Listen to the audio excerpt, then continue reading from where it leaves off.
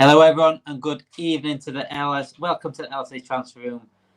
A good evening is that exactly what it is because of last night's 4-1 convincing win over Chelsea, and it was pretty much straight from the blocks, in the faces, get the job done. And wow, I think that was one of the most impressive games of the season so far. Carl, do you agree? Yeah, no, it was a really good game. I was at the pub with three Chelsea fans, and they all thought, "Oh, we're gonna have the legs. We're gonna outrun you. You won't be able to handle the intensity." And I was just like, "Let's just watch." And yeah, it was just such a good game, start to finish. Conor Bradley got a goal before Joe Gomez, but yeah, what a really just good game, start to finish. Really enjoyed it. It was a brilliant finish by Bradley, if I'm honest. A very, very good finish. More like a striker, definitely a forward. But yeah, like you said, Joe Gomez watching on. Like, I wonder how he must be feeling watching him coming in, getting assist, and then getting his goal. He must be absolutely livid, having gone years and years not scored for us. But we got the win, didn't we, Paul? For me, I'd say definitely most impressive. One of the most impressive performances we've had this season, especially that first half. I took the foot off the gas a little bit in the second half, but that first half was incredible, wasn't it? Oh yeah, and that is what was so refreshing about the game yesterday, because we have been doing very well in the second half. Klopp has been making a lot of changes as games progresses, and we have improved tremendously. And we have had a lot of games where we have been very slow out of the blocks. Look, think about the Bournemouth game, for example. We won 4-0, but the first half we were very shaky. This was one of the few games this year, if not the first one that we have seen where we have been out of the blocks very, very good. And actually, we're very comfortable most of the game. I don't know if you guys could still hear that sound, but is it okay if you both mute when you're not talking? I don't know what it is. I don't know if it's me or if it's you. I don't know if you can hear it on my side. Then let me know, and then I can mute mine as well. Jen coming in with the £20 super sticker. Jen, that is incredible. Thank you so much. You're a little bit late though because deadline day was yesterday, and it could have gone towards buying just a little bit extra help that Jurgen Klopp needs this season. But thank you anyway, Jen. You are always appreciated on LFC Transfer Room, and it's nice to see the love inside the comments as well between the usual suspects. Let's start with the news then, guys. Jurgen Klopp. Obviously, I've not streamed since the news of Jurgen Klopp leaving, and I'm still in mourning. Still, I'm surprised I'm not wearing black tonight. I was going to wear black tonight, but I'm still in the denial stage a little bit. But just help me out, please, guys, because it's come out of nowhere, and also there's targets going around Nagelsmann, Xabi Alonso, but it's not going to be the same, is it? It just feels it's not going to be the same. As much as I think Alonso will be a fantastic manager, Carter, but the Jurgen Klopp effect is just something else in it. Yeah, it's just mad. It's like been such a long journey. Like for me, it's been almost like half my life. He's been our manager, and I don't really know much else. But I am sort of glad that he's come out and said it early, because it is just sort of you have your time to deal with it. Like I think it will really, obviously, like the last game will be like, oh my God, it's actually over. But yeah, it's just, I think that it really feeds and it helps us. We're an emotional team. Like we're a very like wear your heart on your sleeve type of team, type of players. So I just think everything's just coming together. And also it'll be, I think also the sort of the documentary thing, I think that will be really nice, is like in 10 years, in 15 years, you might rewatch it and you get to sort of relive the end again. Hopefully it's a good ending, but yeah, I just think it's going to be an enjoyable but difficult last sort of 3-4 months. I mean, that documentary is yet to be written. We know it's going to happen now, but it could end on a good note, it could end on a bad note, and whatever happens, it's going to be a good watch no matter what. Whether Liverpool fans, unless obviously for Liverpool fans, it ends up in a loss, losing the title by a point or something. But I still think it'd be good insight to see what's going on in the change room and seeing Klopp in his natural place. Really, I think as a manager, you'd love to be a fly on the wall in those dressing rooms, and that's what we're going to be doing with this documentary. It's a shame that it's come as it has, because Klopp didn't want the documentary. He said that before. He said, as soon as I get a documentary, I'm going to leave. and the timing of things come out. It's mad how the timing of things. Jay Moose says here, how many subs off 10K? We are 10 people, 10 human beings off. Well, if Cats want to join, Cats can join as well, but 10 people or 10 subscribers away from 10,000 subscribers. Please make sure that is hit tonight. Subscribe, like, whatever you can do. Share with your friends, share with your colleagues, share with anyone you know. I want to hit that 10K tonight, guys. I want to hit that 10K tonight. If we can get that out there and let everyone know that we are so close to 10,000 subscribers. According to Welt, which is a German outlet, Paul, that Xabi Alonso is the perfect fit for Liverpool, for Jurgen Klopp replacement. And Liverpool do have him high up on the list, but they will now have to pay a substantial fee to get their man. Double figure millions they're asking for Leverkusen. Is he worth it? Well, I would like to see the fee before I really categorically say yes, he's worth it. But I can't imagine the fee will be so high that I would say it's not worth it. To my mind, if Alonso wants to come and Liverpool wants him, I think it's a done deal. I think the two clubs are big enough and reasonable enough to find a way to make it work. What is a decent fee? I don't know. Even if it's 20 million, if you're gonna have him for 4 or 5 years, 15 million possibly. But I know it's definitely double figures, and it would be about that. I'd say. I'm guessing. If 15 million for a club like Liverpool, if they really want the guy, is peanuts. It's peanuts. And if we really believe that he's the man, and I can't see anybody else right now, I think that fee is peanuts. So I don't see that fee being a problem. It's just a matter of whether he wants to come now or he thinks he wants another year or two at Leverkusen, or is it that Liverpool wants somebody with a little bit more experience? We don't know. They are playing their cards close to their chest. But I see this one happening. I've been thinking quite a bit about, okay, who is my second choice, third choice, etc. And even though I have a second choice, it's so far behind Xabi Alonso that anybody else other than Xabi, I would be extremely disappointed at this point. I think it does look like the likely scenario right now with Xabi Alonso coming in, and I think his number one choice for most fans, his number one choice that's been talked about on social media, or in mainstream media. It does pretty much set, but as a Leverkusen fan or as a Leverkusen person that looks at Leverkusen all the time, how would they see this car? Because they're like, this is our man. Why are you talking about it like he's practically yours already?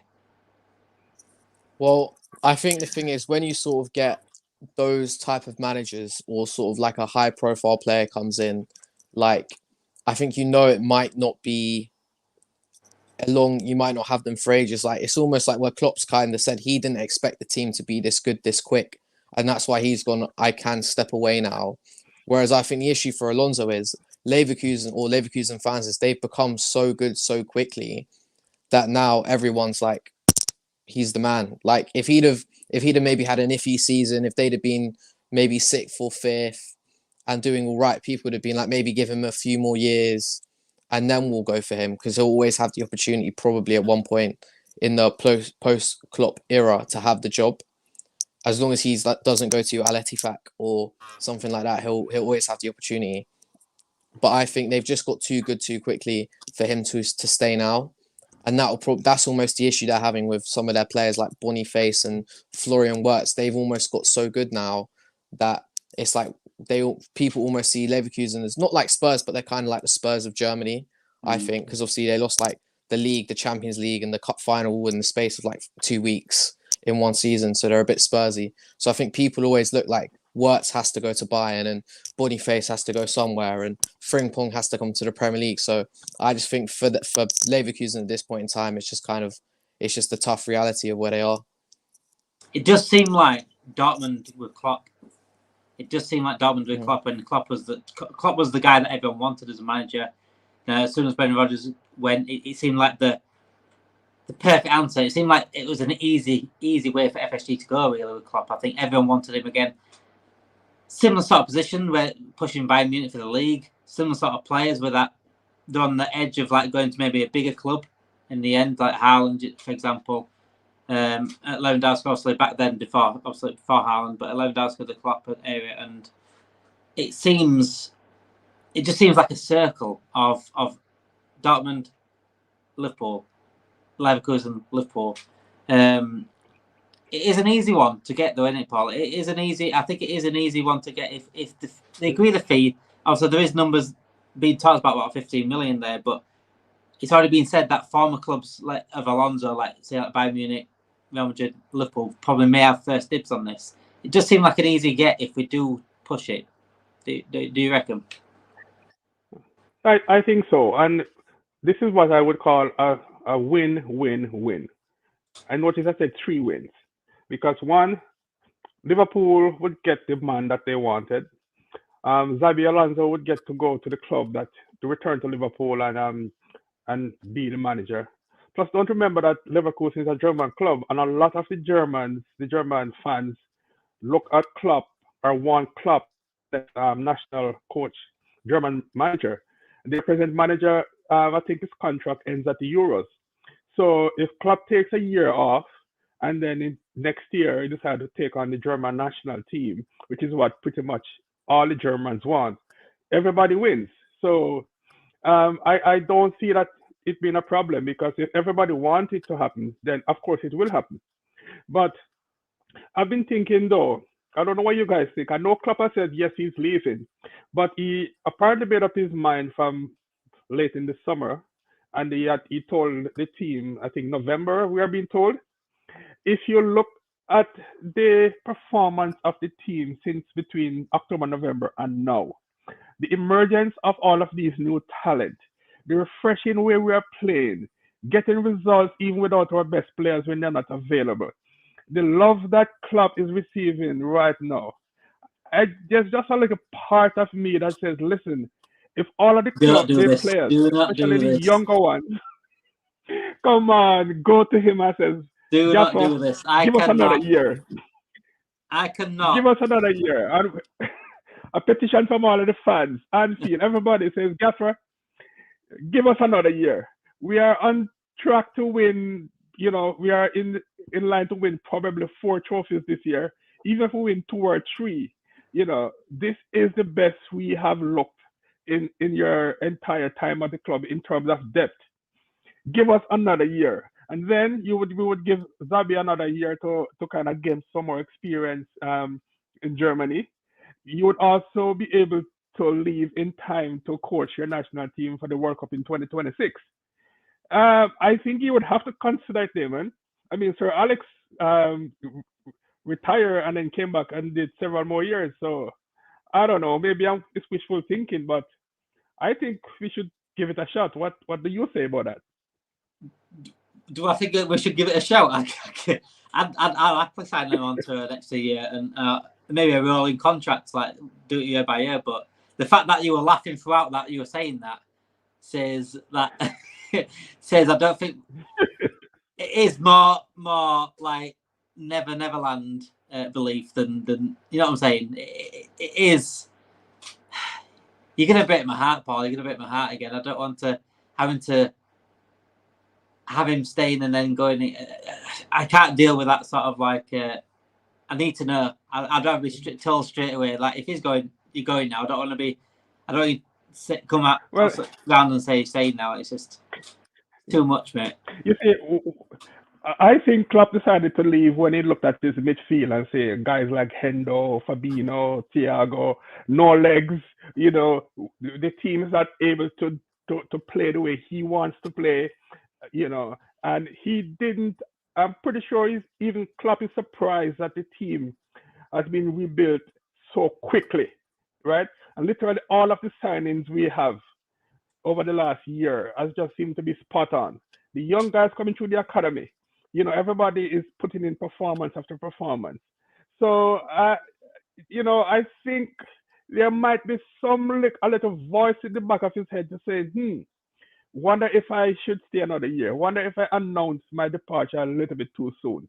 You know, but I don't think he would come out and say he's going to stay unless he sees that, we really want him to stay. I don't know. I just have that little feeling in me that it's possible that we could get one more year from Klopp. We could block all roads out of Liverpool. Make sure you don't go anywhere. Also near the airport. The airport is shut down for a year, and see if we can get in that way, like kidnap him. But other than that, I think I've accepted it now. I don't want to go back on that. But I do get online petition. I do get that hope. But I'm not willing to break my heart again. I'm not willing to go through the heartbreak. If we get 100,000 people for online petition, I'm sure you will consider it. Oh, they'll get more 100,000. It'll be 100,000 by tomorrow morning if the petition went out there. Jen says here, where is Kev? I heard Kev was going to some sort of interview. I don't know. He mentioned the word John interview, and I didn't hear anything else about Kev. So I think we'll work out what Kev's doing soon, very, very soon. Jen, Rafa couldn't speak English. He says that, but Rafa, I think the Rafa comments do.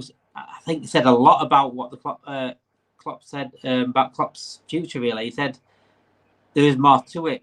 Do we know that Rafa knows not more than what we know? It's up in the air right now. I think until someone really asks Rafa the actual question, what do you know? Then I think it's all speculation until then. Knowing FSG will end up with Thomas Frank. Knowing FSG will probably end up with someone from...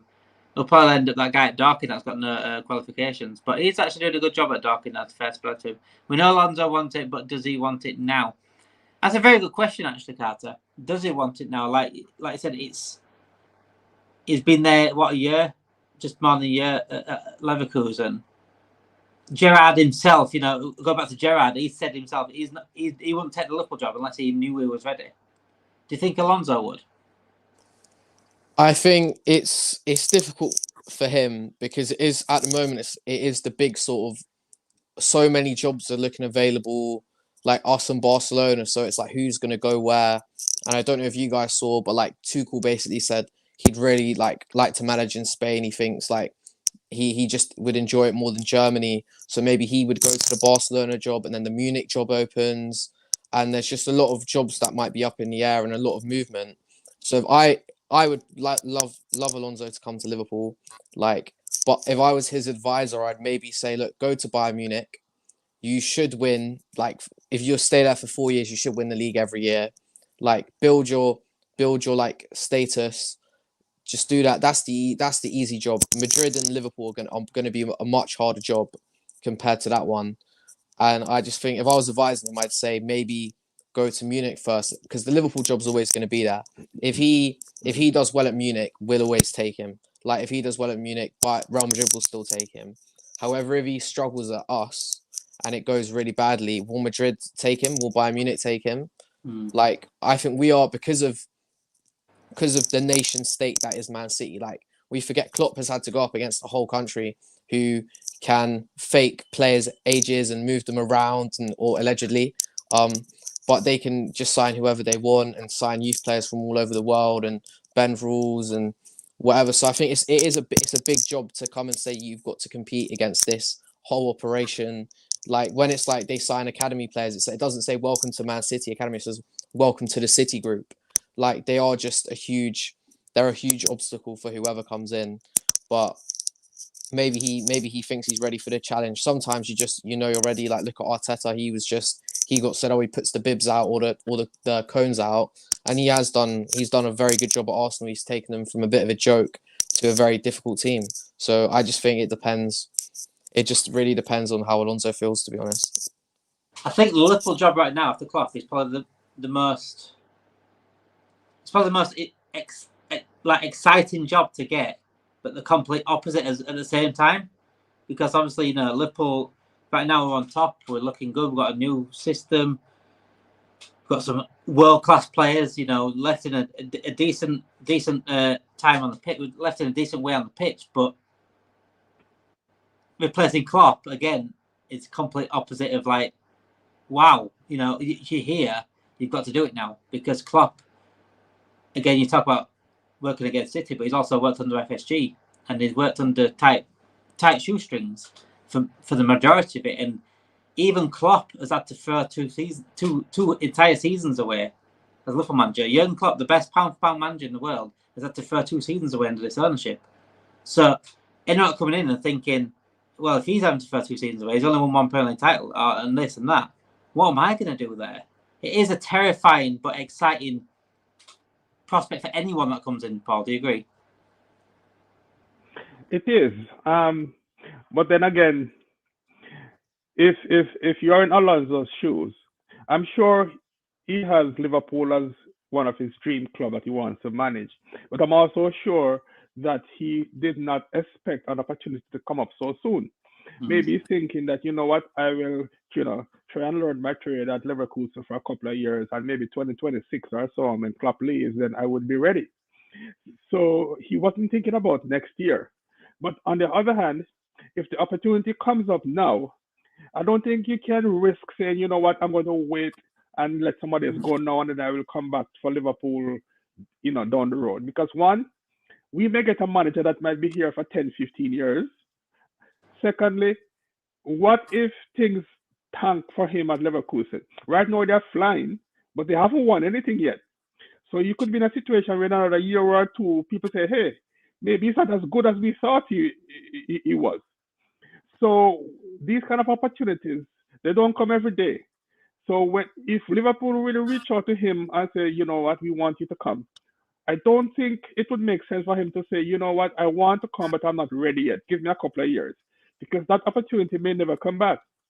Look at transfers. We went for Andre, and they says, okay, come back in January. January, we say, oh, we move on. I know that's not an exact comparison, but you get my point, right? Yeah. So I think if we go for him, if he has ambition to coach Liverpool, he cannot afford to say, I want to come, but I'll come in 2-3 years, because he may never get another chance. So I fully expect to see him at Anfield to start next season.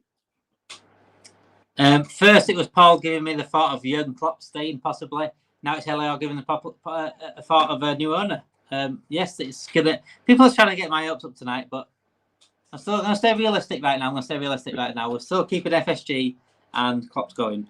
Before we do go on to a different subject, boys, make sure you do like and subscribe to the channel. We are, like I said earlier on, we are 10 subs off 10,000 subscribers, and that is just the next step of what we want to become on this channel. It doesn't take too long. Just text a quick like, a quick subscribe, share it to anyone that you want to do. If you want genuine Liverpool fan content and genuine Liverpool fan opinions, this is the place for you. It really is. You won't get any more authentic and honest fan views than this channel in terms of Liverpool fans, from what I've seen in this industry. Mohamed Salah got injured at Egypt, came back to Liverpool to get rehabilitated for Egypt. Egypt is now out of the AFCON, so he doesn't need to go back. But when will he be back for Liverpool? There has been videos and pictures of him online training individually, which is the start before the team training. But he's still missing like this Sunday, Nick. It's a huge match coming up on Sunday against Arsenal. How big of a miss is Mohamed Salah for these matches? He is a massive miss, but I think so far the team's coped really well. I think the good thing is it's not like before where we've now got a lot of the senior players back, Trent, Szoboszlai, Robertson. We are almost like we're one player away from the normal 11 at this point now.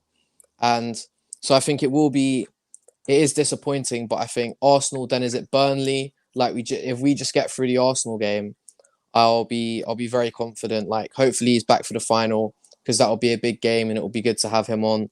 Like maybe we would have beat Chelsea 8-1 if he'd have played yesterday. Like there were so many chances, and you just think for those sort of games, and especially for City, he needs to sort of build up a bit of form, because I think it was last AFCON he came back in, his form wasn't great straight away after. So it'll be interesting. I've got all the faith in him, and I think it's coming at a great time, because I think now we're so confident without him that we'll be a lot better with him. And you think everyone now, I think you've got some people don't like this Thiago full training, maybe 3 or 4 weeks away from getting some minutes. We have now got all of sort of the big hitters back, So I think we'll just give loads of confidence, loads more quality to the team. So just get through Arsenal, and then it's all eyes on City for me. Yep, exactly. Absolutely agree. Completely what you just said there. Jen said the team have stepped up and showed their strength, Paul. They have. Every single one of them has stepped up so far. But again, like I said to Carter, it's Arsenal now. These are the games where Mohamed Salah is the guy. You know, Mohamed Salah is one of the best Premier League players of all time because he plays in these games. He always steps up in big games. Nunes has been fantastic over the last few weeks. Obviously, his shooting boots is still not there yet in terms of he's got his shooting boots on, but not going in the net. Shooting boots on. He's still got shooting boots on though. We can't afford these misses then, can we, against Arsenal? This is different kettle of fish than playing Norwich and playing Chelsea last night. Yeah, it's kind of frustrating with Nunes. You know, the guy does everything except getting the ball in the back of the net. I can't recall seeing another footballer who is so unlucky.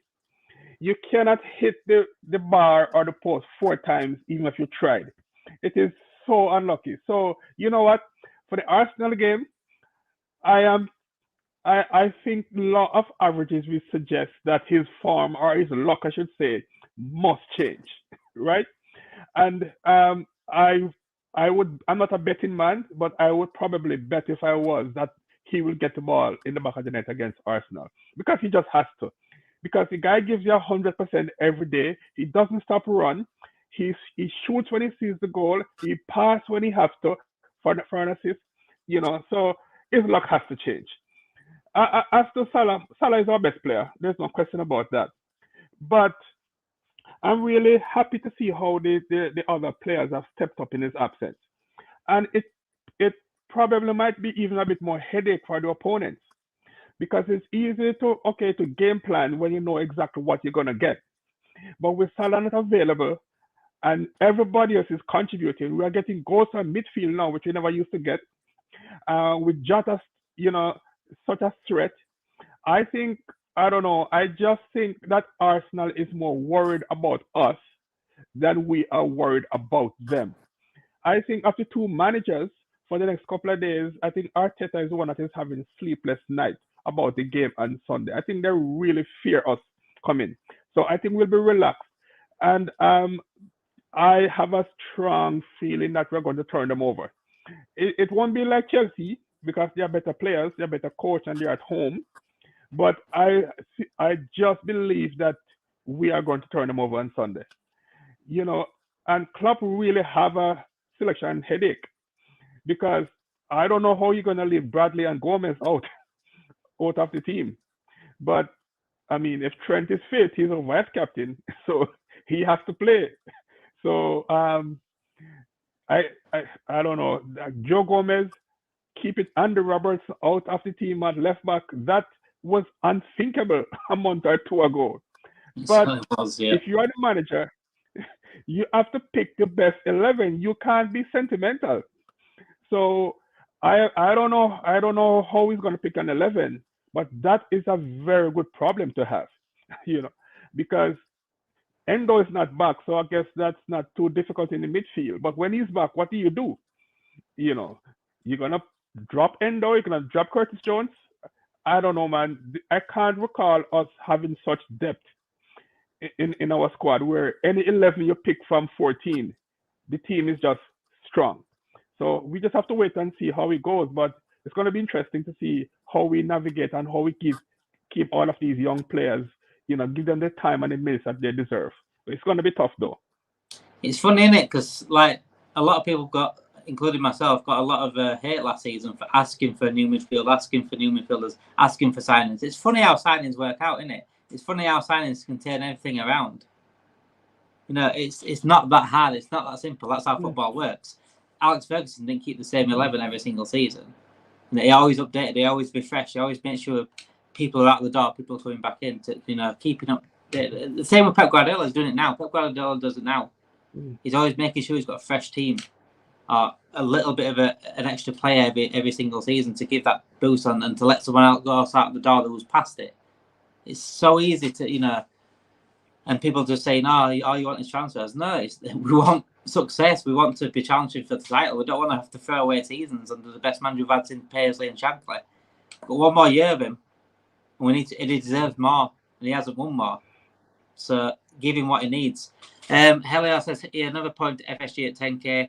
You know me too well, Heliar. You know me too well. I think I have possibly maybe something down the line to do there. The youngsters have shined, definitely Jen. The youngsters has been incredible. I mean, Bradley McConnell played brilliant the other night against Norwich as well.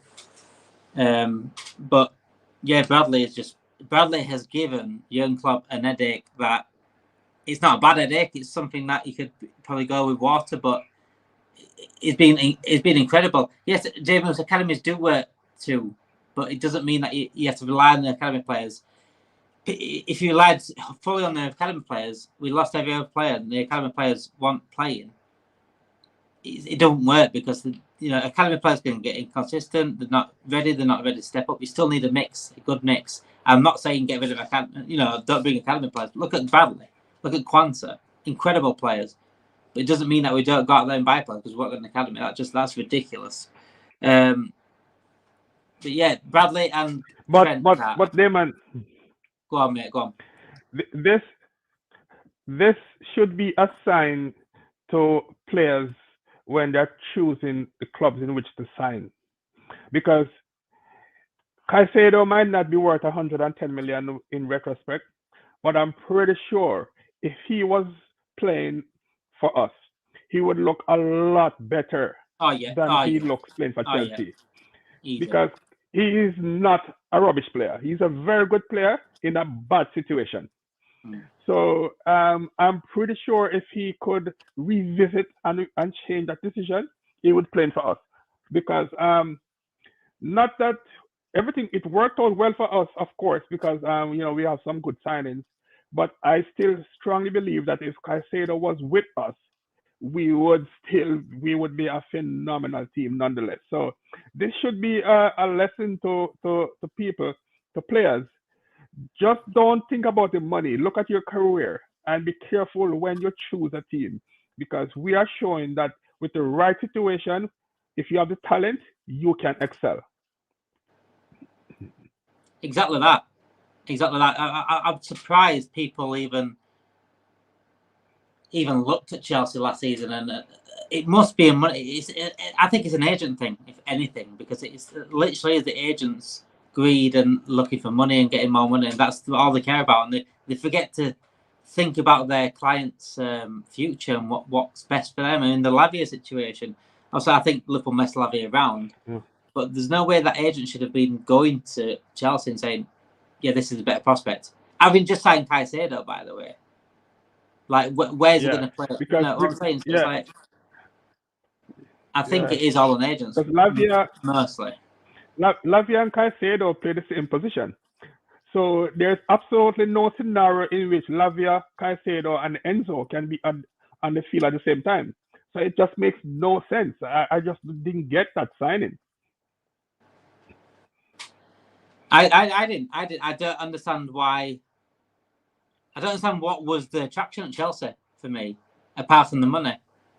I can't. I mean, money. Looking at your clock, go on. Money. That's it. I know that. But then they're regretting that now. They must be looking at last night and thinking, Lavia must be sat there in stands or wherever he was, Caicedo on the pitch and thinking, what have I done? What have I done? Because look at what I could be in. This team is incredible. He could have been playing alongside his friend McAllister. And I don't think, and people say, well, what a waste of money Caicedo was. It was a waste of money for Chelsea, yes, because anyone's a waste of money right now for Chelsea. Because they're going into a situation that's not good. Bring Caicedo to Liverpool, and it's a different situation. He don't lose his talent overnight. I say this all the time. He don't lose his talent overnight. He was incredible for Brighton last year.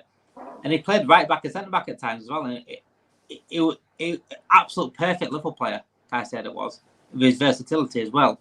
So it's his loss. That's all I can say to that. It's his loss. Statman Stubb says, evening boys, big up there, lad. I'll have you get another quiz soon, as I've liked as usual. Thank you, Statman Stubb. Yes, I've missed a Statman Stubb quiz for a long time. We haven't been on a long time, but please, you know where I am. You can DM me anytime. Going into Arsenal then, going to the Premier League title race, Carter. Man City won again. they look like with De Bruyne back, he's just back to his best. He don't like that he's even been out. Haaland's back on the bench last night, came on the pitch. Arsenal won again. Is it a 3-way title race right now? But if Liverpool win on Sunday, is it a 2-way title race, do you think? I think there's a lot of like, if you see like on Twitter, there's always like XGs of Arsenal doing well. But I just think for right now, Arsenal don't have like consistent sort of game winners where we've got 4 or 5 guys that will just win you games. So I do think sometimes we don't actually, since maybe the West Ham game or maybe a game before that in the Cup, we've been great almost every game. Before that, it was a bit like, oh, it's a bit iffy, but we still score goals. But our thing is, Arsenal have players who may play well every game, but Jota doesn't have to play well. Jota will miskick the ball, run back onto the ball and score. He'll run through 2 players, the ball will hit his knee, hit his chest, drop right to his foot. We've just got that sort of, everyone apart from Nunes, it's like everything they touch turns to gold. Like, it's just everything seems to be going right. Young players come in and they just do well, which is also credit to whoever's sending these guys out on loan and getting proper seasons and development. But I just think it's us and City, and it's just can we beat them and put maybe 8 points between us, because it's no guarantee. Like, Haaland's always had, well, since he went to Dortmund, he's had injury issues. De Bruyne has now started to have recurring injury issues. Like, all it takes is for one of them to go back down, and all of a sudden it's Liverpool are complete favourites. So I just think we just got to keep playing well, keep scoring, keep the momentum. I think, like Paul said, you've got to pick the best 11. Like, I think as good as Bradley's been, Trent, the amount of times we played Arsenal and it's been Trent who's put the ball in for Jota, kicked the ball 60 yards to Salah. Trent just wins us games, and the Man City game, like, as well as Bradley's played, and he's played phenomenally well, Trent is Trent. Like, Trent, if we're getting pressed, Trent will 60 yards onto Diaz's foot in stride. Like, as good as Bradley's been, I think he'll be Bradley. Either way, whoever gets brought on maybe, and you move Trent to midfield, you start Bradley, and then you bring Trent on to win the game, I think we'll be fine. But yeah, I just think play the best team, and we should be happy. I'd really like us to play how like they played against us, where at Anfield, like first 15 minutes, they just pressed us and pressed us and pressed us. I like us to come out and maybe catch them asleep a bit, maybe try and get a goal in the first 10, 15 and sort of silence the crowd. But yeah, I'm quite confident, hopefully. You know, it's so funny with the Bradley situation, right? People are saying like, oh, you can't drop Bradley. Trent's got to be on the bench. He's got to be on the bench.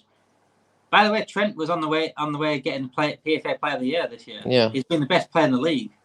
It's like everyone's forgotten about that, which is funny. But, you know, Bradley, it's so hard because Bradley is an undroppable, but it's Trent. Yeah. And Trent is right now the best player in the league in terms of this season. So that's more undroppable than what Bradley's done, if that makes sense. Oh, no, 100%. Trent, and is one of the best players in the world. So you've got to bring it, as much as we love Bradley and he's done incredible and deserves to start for any other team, but it's just Trent there. So and I think Bradley needs a rest anyway. We probably could put it down to a rest. Give him a rest because he has been playing out of his skin and he's only a youngster anyway. Kieran James says here, Kaiser and Enzo were overpriced. With the overpriced thing, with the fees of players these days, I don't really look at it too much because I think everyone is practically overpriced. I think there's not many players out there you see a signing made and think, oh, that's underpriced or that's rightly priced. It's normally overpriced. You know, people would say like Van Dijk's overpriced back in the day. When we bought Van Dijk, 80 million, like, people were like, 80 million for a defender. They said the same about Alisson Becker, but look what they can do. I looked more at the club paying sort of that sort of money. They shouldn't be paying that sort of money for players anyway. But I don't put that fee on to Caicedo and Enzo, if that makes sense. I think it's unfair on them to have that fee hanging over them because it's nothing to do with them. They just played a decent amount of games and impressed, and people were willing to pay that fee. Shout out to the entire panel, David Carter and Paul. Shout out to the Cop Kings as well. Please get your predictions into the chats as well. Get your opinions into the chat. Who do you want as managers? Xabi Alonso? Do you want Nagelsmann? De Zerbi? Or do you want Ole Gunnar Solskjaer? Please get your responses in the chat. I mean, that laugh there tells me that Paul loves Ole Gunnar Solskjaer. Is that right, Paul? To do what? No, no, Ali is good. No, we survive I without think I'd him. rather have no manager if I'm honest. Just let it run with no manager than have Ole Gunnar Solskjaer coming in through the door. Yeah. The Premier title race then, Paul. Who do you put as favourites right Mhm. now? I think I don't want to say it, but I will. I think we are favorites. Um, what we have to do is we have to forget about City until they are next on our schedule. We have to, if we continue to win, then we are going to force City. We have to force City to be perfect, right? Can you be perfect until you come to Anfield? I don't know who's going to beat them. I was going to take points off them, but I just believe that they are going to drop points somewhere. So all we can do is just focus on our next game, and then when we get City, then we worry about them. I'm not too concerned about Arsenal, to be fair, because Arsenal have a decent 11. But I don't think their squad is as good as people seem to think it is. And even if you look at their 11 right now, how many players in that 11 will get into Liverpool's best 11? I'm going to say not many, because goalkeeper, certainly we have that. If you look at our two centre backs, I'd say two. I'd say two players, possibly three. yes, because I know William Saliba has been seen as the next great, but there is a reason why Konate starts over Saliba for French national team. So I would not put Saliba over Konate. So Gabriel over Van Dijk, don't even think about it. In the midfield, maybe Rice, but that's about it. I say Rice and Because Odegaard I could wouldn't. push. I said Odegaard could push as well. I think. No, Odegaard last year certainly, but this year Odegaard has been very average. This year, on the right hand side, you wouldn't take Saka over Salah right now. So it's a good team, but I don't think they have the squad to be perfect the rest of the way if they really want to challenge. So I think it's just between us and City. Yes, the bookies rightfully make City the slight favorite because of what they've done over the last couple of years. But if we remain in front of them and take care of our business and force them to be perfect, then we know we just need to beat them at Anfield, which we have done the last couple of years. And then it was hard to see us not winning the championship.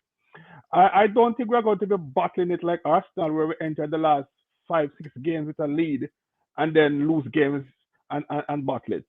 So I'm a little bit cautiously optimistic, but I think we have an excellent chance of pipping them on the line this year.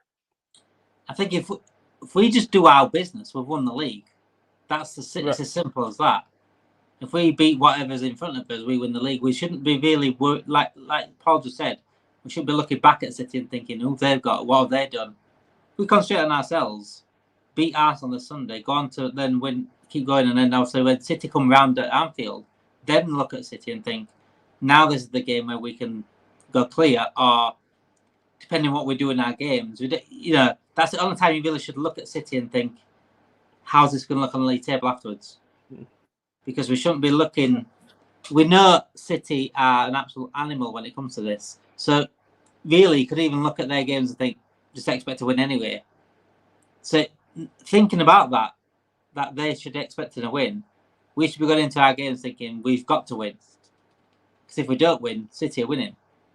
So I think it is literally, people say it all the time, not take game by game, but that's how it's supposed to be. Take game by game and see where we are in April. And if it comes down to looking at the only time you really then start looking at City then is like your last few games.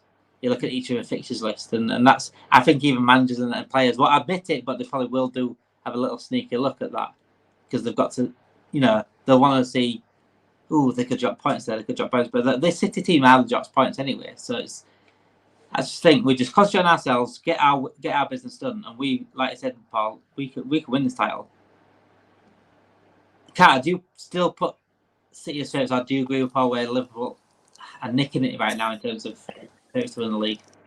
I think, but I honestly, before I maybe would have said City, but I think since Klopp said that he's sort of finished, like he's going to leave. I think now, like the Chelsea game, honestly, we were animals. Like I honestly I think the difference with City is the City are beating people, not with just pure quality, but like it's De Bruyne and Haaland, and that's the thing. And I think they're still winning games, but I think the way that we are going to win games and the sort of narrative we're going to have behind us, and just that sense of it's going to happen.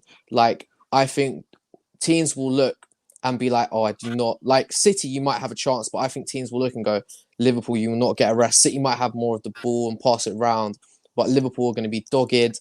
Like Kovacic and Mateus Nunes. I think Nunes has got a lot of potential, but he's not a polished player. Like I think you look at Liverpool and you go, when Salah comes back, you've got to play these guys and then 5 absolute monsters or guys who are not going to stop running are then going to come on. Elliott's going to come on. Gravenberch is going to come on. One of maybe Jota or Diaz will come on. Then you've got Conor Bradley is going to come on.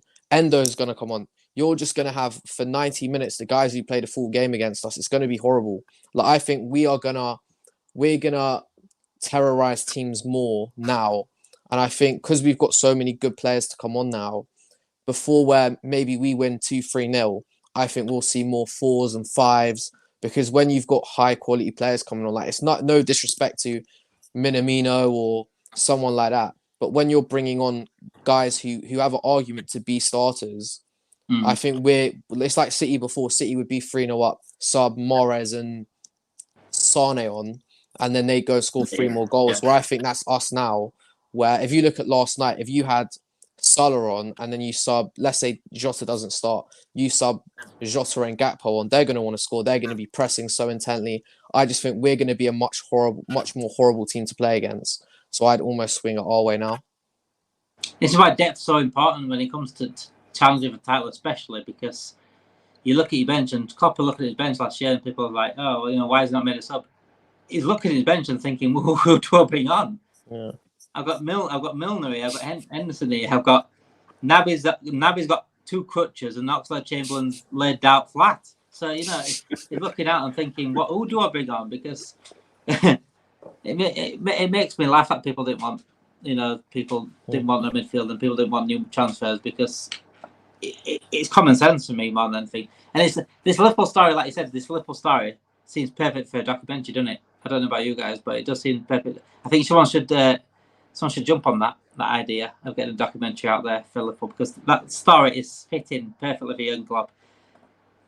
Paul, are we going to give Jurgen Klopp a leaving present? And is that leaving present going to be the 20th title for the Reds?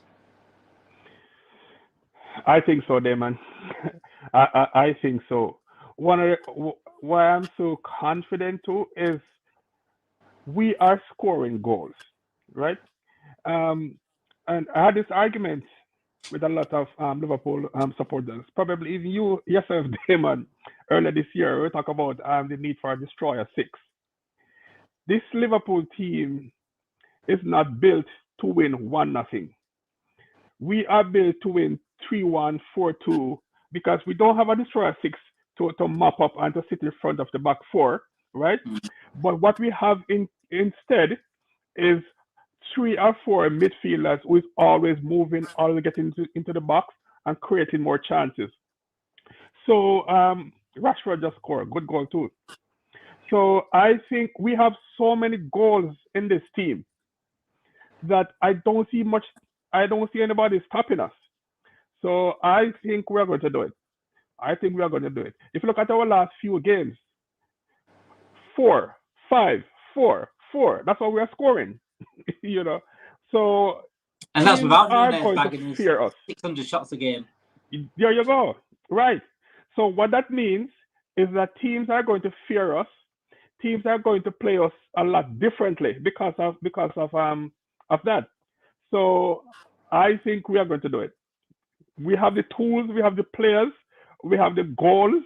This team have a lot of goals. We have the firepower to beat anybody.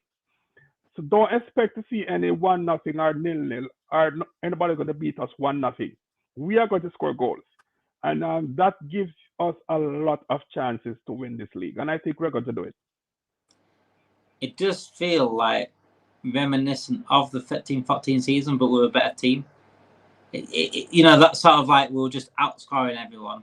The Suarez Sterling Sturridge partnership up front with Gerrard just behind. It just seemed like if you're going to beat us, just outscore us. And if you can't outscore us, you're losing. Yep. But obviously we've got Van Dijk at the back, Canate at the back, which helps a massive deal. Alisson Becker, the best keeper in the Premier League history in net. So I still think we still need that 6. For me, I still think we need that 6. I'm not saying to destroy 6, but we need that.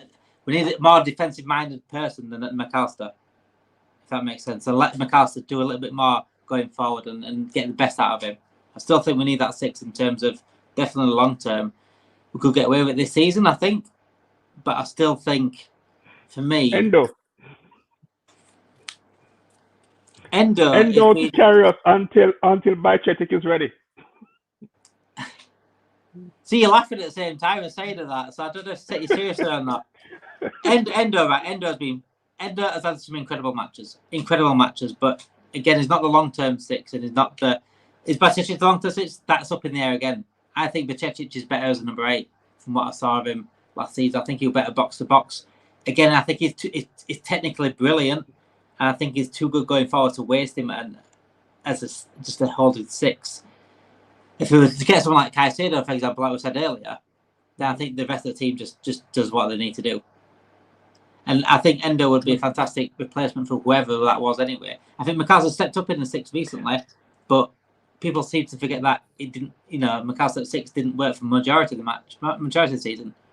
So depends who you're against. I think your lack of a proper 6 will show against Arsenal. Bajcetic is a centre back by trade. Bajcetic starts and plays a lot of his football as a centre back. He even plays centre back for the Spain under 19s or whatever it is. So he's a ball playing centre back at youth level. So I think Klopp won't be there, but I think a good manager can mold him into a Rodri type of 6, where he's very solid defensively, but he's also a ball playing 6, which is what we need. Not just a guy who just sits there and mop up and give it to the 8. But I guess we have to just see what happens. But we have to give him the opportunity to see if he's the guy, though. We don't know if Pacheco's going to come back the same player, do we? Really? Because he's been out for a long, long time. He's had like a Thiago injury. Yeah. He's had setbacks, and he's a young lad. At that age, if you get an injury like that could potentially ruin. That could be a recurring injury for his career. So we don't know where we stand on Pacheco at the moment. He's definitely one up in the air. Scallywag says here, for me, you have to keep the current trio. Just works as great balance. I wouldn't push Trent into midfield. It will unbalance the team. Pushing Trent into midfield, right? This Trent how go to midfield, right? If you actually watch Trent, how he plays, everything he plays is from right back. Put him in midfield, you will lose half of his game. I'm telling you now, you will lose half of his game. If you think he can't defend at right back, you need more of a defensive mindset in midfield, because at right back you can make mistakes. You can centre backs cover you. Those big gaps in midfield are massive. And in terms of going forward, Trent needs the pitch in front of him. He needs a 180-degree angle. He can do these crossover balls across the pitch to Diaz. He can run on the bar line to get crosses in. But midfield is not doing that. He's not free midfield. Trent right now, an inverted right back, is a perfect position.